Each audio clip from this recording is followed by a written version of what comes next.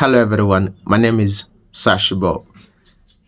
In this class discourse in government, we'll be observing basic concept of government we have been discussing since, so we'll be rounding off the many aspects of the basic concept of government, which is part of the chapter 2 of government. And to start with, we'll be discussing capitalism. Okay, now when we talk about capitalism, it has other names. They call it deregulated economy. They can still call it free market economy. They can still call it unregulated economy. They can still call it free enterprise economy and other names. But for your exam's sake, what is the things you need to focus on under capitalism for your exam's sake? For your exam's sake, in capitalism, there are two things you need to focus on: rich and poor. Capitalism, there are two set of people: the rich people and the poor people. The rich people are called the bourgeoisies or the capitalist owners, while the poor people are called the proletariat, the laborers or the workers. Okay, so in capitalism, there is a very big gap between the rich people and the poor people. You understand? And basically, this capitalism was discussed by a great thinker or scholar known as Adam Smith. They call him the father of capitalism, for your exam's sake. Although he's a father of economics, for the economics student per se. Now, Adam Smith's idea about capitalism was just basically all about the rich people. Now, under capitalist state, if you are not rich, you're going to suffer. It's just short for you. Because under capitalist economy, there's what we call consumer exploitation. Okay? The rich always find an opportunity to always take advantage of the poor. But there's one great thing about capitalism. If you are poor in a capitalist state, you can develop ideas, bring up creativity, bring up innovation, you can bring up a special initiative, and grow. Definitely in the long run, you can still become a rich person. You understand? But beside that, what are the things you need to focus on in your exam? Capitalism, because there's a very big gap between the rich and the poor, it means there is no level of equality among the rich and the poor. It means the means of production and distribution is being controlled by private individuals. So if it's the means of production is controlled by the government, there would have been equality among everyone. But because it is not controlled by the government, that's why the rich always have opportunity to take advantage of the poor. So your exam say capitalism is a base political ideology where means of production and distribution and exchange of goods and services is being are controlled by private individuals. And obviously, what's their aim? They have the aim of making profit. And the rich here take advantage of the poor. There's a very big gap between the rich and the poor. But there are some certain features which you need to remember. It can create room for innovation. It can create room for creativity. It can create room for initiative. You can be poor. You can bring up some level of intelligence and grow and become rich as well. You understand? It means capitalism, you're definitely creating for hard work. So if I'm in a capitalist, I have to, try to work hard and sort out things for myself. You know what I mean? Or beside that, what is the other feature or basic concept? But before I talk about the basic concept, don't forget for your exam, the father of capitalism is Adam Smith, and the country practicing capitalism per se, United States of America. Focus on that in your exam question. USA is practicing capitalism, but beside USA, we have Canada, we have Britain, we also have Japan as well. But what I said, that in capitalism we have rich and poor. Don't forget, the rich are called the bourgeoisies, the capitalist owners, while the poor are called the proletariat, those that happen to be the laborers or the workers. The other basic concept is the socialism. So socialism basically was discussed by Camus, or they call him the Marxist per se. Camus' idea about socialism let's use a parallel example. Here there's rich and poor. Yeah, there's rich, there's poor. But just that whether you are rich or you're poor in socialism, you are meant to enjoy equality. You know why? Because the means of production and distribution is owned and controlled by the government. So because the means of production is being controlled by the government, the rich will not have to take advantage of the poor. You understand? But there's a big problem here. It's grateful for laziness. People don't really try to work out and create things for themselves. You understand? So because of that, the same Kamas who discussed the socialism that involve equality per se, and where means of production is being owned by government for the interest of everyone, he was not satisfied. So he remodified socialism. You know, he now brought up an idea. He called it the highest stage of socialism, or they call it the apogee stage of socialism, or the climax stage of socialism. And what he brought about was what we called the communism. And who the person I'm talking about is a guy called Kamas. So when Kamas was discussing the socialism and communism, he was condemning per se the Adam Smith capitalism. So they asked who was the scholar that condemned Adam Smith idea. It was Kamas, to whom brought about socialism and communism. What are the countries that believe this socialism and communism? Country like North Korea believe it, country like China believe it, even Russia also believe these ideologies. But besides, what is the communism? In communism, to be frank with you, in communism, no rich, no poor. Socialism is rich, there's poor, but just that both of them enjoy equality. But in communism, no rich, no poor. So everybody are meant to be the same. Do you understand? If you check this, this is dumb. You can't tell me there should not be rich people or there should not be poor people. It means if you check communism, communism was classless. They'll ask you in your exam, which of the following basic concepts involve classless society? And your answer is communism. No rich people, no poor people. It was just a dumbass ideology, and it was crazy. But well, it was still okay, because for your exam's sake, every means of production was collectively owned by the state.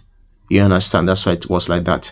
But if they ask you which of the following the means of production and distribution was collectively owned by the state, your answer should be communism. If you check it, communism creates room for what we call collective ownership, not individualism. You understand? So besides that, these commands use these two ideology, communism and socialism, to condemn capitalism. But don't forget as well, the highest stage of socialism is what we called the communism. But one great scholar came up and said, what was discussed by this so-called commands was rubbish. You know, there was one guy, they called this man Franz Ferdinand. He was having a very beautiful lady then. They call her Sophie. You know, Sophie was pregnant for Ferdinand. As at that time, I met Sophie. We had discussion, you know, we talked about Franz Ferdinand agitation about a lot of things as at that time. No, Franz Ferdinand idea basically affect or condemn the Kamas idea, and Franz Ferdinand was killed, assassinated as a 1914 by Gavrilo, you know, a Bosnian. So when he was killed, that was not just the problem. The wife of Franz Ferdinand was also killed, you know, and they call her Sophie, a pregnant woman. Because of that, it was like a big problem in the world. The world was like, this is very bad. This is absurd. Everybody was like, even I was there protesting that this is not nice, you know, as a 1914. And because of this killing of Franz Ferdinand and the pregnant wife called Sophie, it masterminded what we call the First World War from 1914 to the year 1918. Over 4 to 5 million people was killed or died in that war. I can remember that as of 1919, the world was trying to say, okay, let's bring up a peaceful making international organization that will create peace all over the world.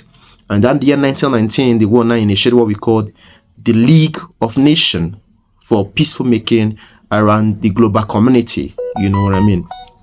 So when Franz Ferdinand was killed, you know, and the wife was killed, and all of these problems now occur, which is the First World War.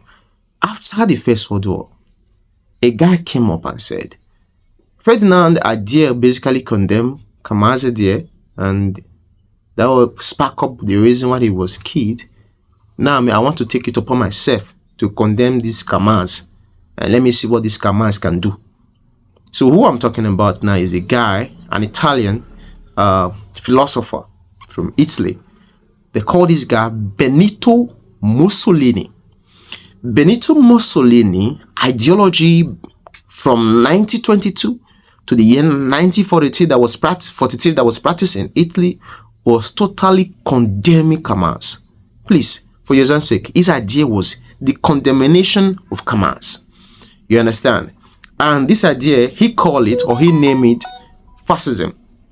In your exam's sake, from what I said, fascism was by Benito and he condemned Kamals. What will you see in your jam then? You see which of the following is anti-communist dictatorship. Who discussed communist? Is Kamals. Anti is against. So anti-communist dictatorship, for your exam says, is called fascism. It's basically a political ideology that focuses on national interest, not society interest. It is actually a political ideology that condemns liberalism, a political ideology that condemns socialism, a political ideology that condemns communism, a political ideology that condemns equality, a political ideology that condemns any form of equality per se. That is what fascism is all about. But basically, this guy called Benito Mussolini, he also related this fascism to be a condemnation as well to democracy and to individualism. So he was focusing on aggressive nationalism and imperialism, which was not only repugnant but callous per se. But besides, there are a lot of features to this fascism. So one of them is there is absolute power. There's high level of dictatorship, there's use of force, there's extreme nationalism, the superiority of the nations to the people.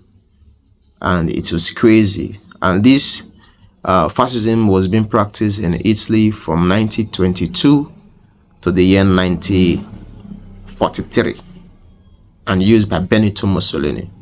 But when Benito Mussolini was saying on this, one guy came up and said, Benito Mussolini, this idea is dumb. The guy condemned Benito, condemned fascism. See, fascism doesn't make sense. And this guy was someone that was born in Austria, but became a president in Germany. And the name of this man is called Adolf Hitler. So when Adolf Hitler condemned Benito Mussolini, Adolf Hitler brought about two ideologies. And one was called the Nacism, and the other one is called the totalitarianism. So when Adolf Hitler brought about the Nacism, the focus of the Nacism was basically taking Germany to be the war power, or in name Germany to be a Nazi Germany from 1933 to 1945. And beside that, he referred it to be a form or a system of government whereby an absolute power or control is to be exercised over the cultural, the social, and the economic and also political activities of the people. So basically, if we check, the Nazism actually focused on the use of force as well, but it was not the highest use of force by Adolf Hitler. Adolf Hitler was not satisfied by Nazism. He now brought about something else, another basic concept, which is political ideology, and this time around, he called it totalitarianism. And totalitarianism happened to be the highest political ideology with the upgate use of force.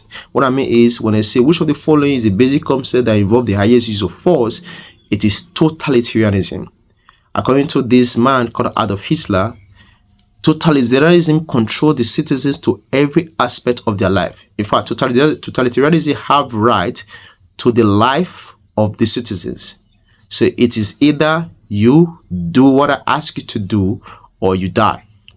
That was the idea of this Adolf Hitler's matter of this totalitarianism. He even extended this totalitarianism to Poland, trying to use Germany to invade Poland. He extended to Poland and said, Poland, I want you guys to listen to me. The Poland told Adolf Hitler that we cannot listen to you. The long run, the Poland was pissed off about it, that Hitler, why will you come to our place and say we should listen to you? The Hitler said from Germany that, hey, Poland, if you don't listen to me, I'm going to invade you and erase Poland from history, like Sodom and Gomorrah or like Babylon. Poland thought Hitler was joking. What happened? Hitler from Germany invaded Poland with troops. They killed a lot of people, to the extent that countries like United States of America, Britain, and other countries now intervened just to protect Poland. This matter was not a small matter. It led to what we call the Second World War from 1939 to the year 1945. About 50 to 55 million people were killed in this war. It was a very big deal. Even as at this time, the war was so callous and wicked to the extent that the life of Elizabeth, they have passed on or passed away, was even at stake. I remember the monarchy of London actually took Elizabeth out from London to a place called Scotland. And when they took Elizabeth to Scotland, the reason was for Elizabeth to be given political asylum, which means protection. You know? So when Elizabeth was in Scotland, she was given protection so that she would not be killed in the Second World War. So the Second World War was so barbaric.